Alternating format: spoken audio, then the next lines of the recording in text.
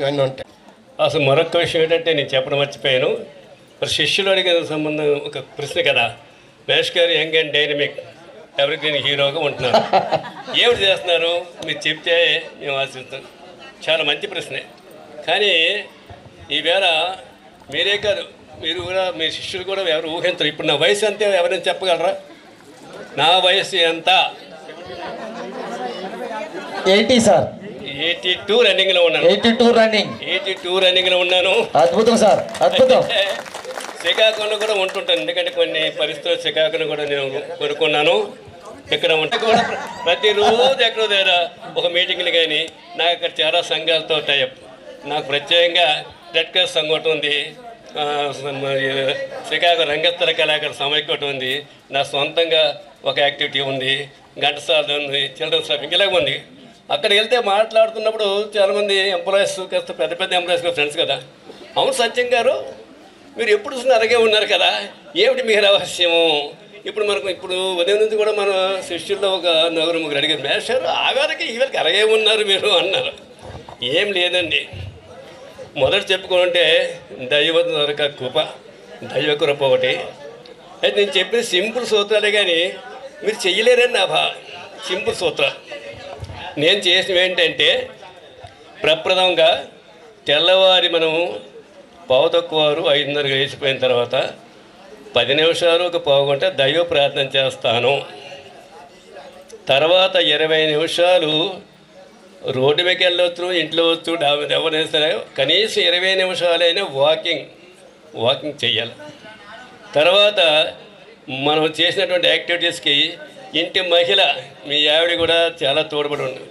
మాకు అదృష్టం కొద్ది మా ఆవిడ ప్రతిరోజు నేను చేసిందంటే నులివెచ్చని నీటిలో ఒకరోజు తేనె కలిపి నీరు తాగుతాను గ్లాసులు, రెండవ రోజు నిమ్మకాయ రసం వేసి తాగుతాను, మూడవ రోజు ఏంటి నిమ్మకాయ ఒకటి, తేనె ఒకటి, పసుపు కొండ ఒక చిటికి వేసిస్తే ఆ మూడు కూడా మనకు అందించాలి. మా శ్రీమతి రోజు కూడా నేను బ్రష్ చేసిన అంటే ఏ రోజు కాదు ఇదంతా అమ్మగారు అందిస్తున్నారంటే మీరు తీసుకుంటున్నారా? అది ఖచ్చితంగా అది మన ఆరోగ్యానికి సూత్రము. తర్వాత మితాహారము. ఈవేళ అది కూడా మర్చిపోయాను, అన్నింటిలో కల్లా బ్రహ్మాండమైన భోజనం ఏర్పాటు చేస్తారు మీరు. చాలా బాగుంది భోజనం. మరి అన్ని తీసుకుంటున్నప్పుడు కానీ బ్రహ్మాండం ఏది చూసినా అసముద్రంగా ఉన్నాయి. అయినప్పటికీ కూడా మొదటిసారి వేసుకుని తప్పింది రెండోసారి నేను తిన్నాను. ఎక్కడే కాదు, మనం కార్యక్రమంకి వెళ్ళామనుకోండి అందరూ మటన్ చికెన్ వేస్తారు. మనం ఎంత చేసాను కదా కాస్త పేరు పెట్టి మేషారు మీకు మళ్ళీ ఇంకోటి నేను తిన్నాను. ఒకసారి వేసుకుంటాను, తినేసి లేచిపోతాను.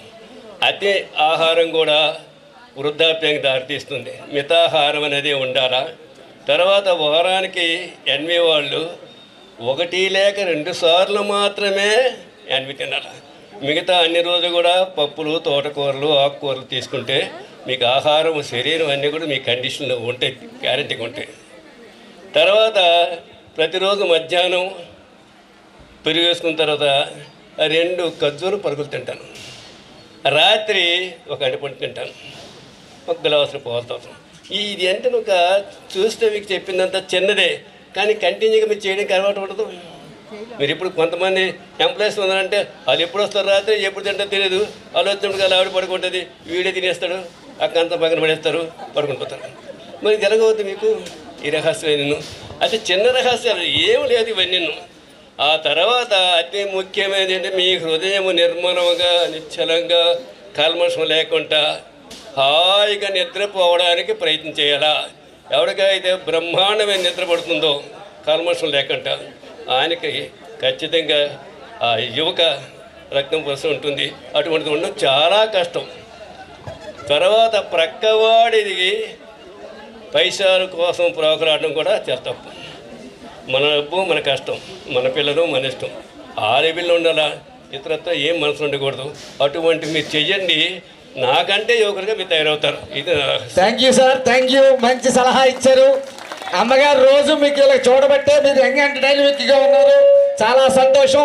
మీరు 100 ఇయర్స్ కూడా సుఖ సంతోషాలతో ఇంకా ఎక్కువ